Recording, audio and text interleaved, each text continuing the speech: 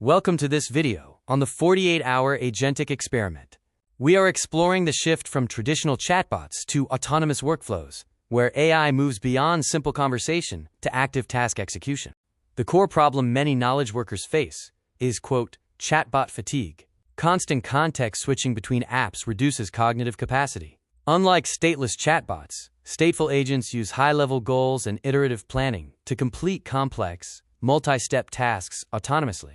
An agent is a reasoning loop wrapped around a language model. It hydrates context, plans steps, executes tools, and performs self-reflection to validate outputs against the objective, continuing until the goal is met. For this experiment, we compared LangGraph, Crew AI, and AutoGen. We selected Crew AI for its rapid prototyping capabilities and how well it maps to administrative business roles. In the first phase, we built an executive assistant agent to handle email and calendar triage. It actively routes information and interacts with APIs based on real-time availability.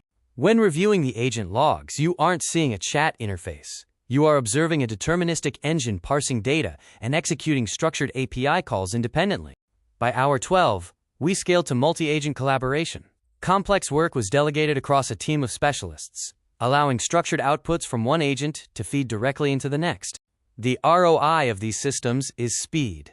A task that required 45 minutes of manual effort was sorted and filed by our agentic workflow in just 42 seconds.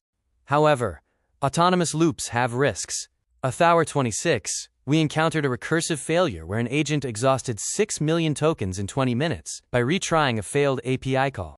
This, quote, context window decay is the root cause of semantic drift. When error logs saturate memory, the agent loses track of its primary objective and begins to hallucinate. To solve this, we implemented a, quote, human-in-the-loop checkpoint.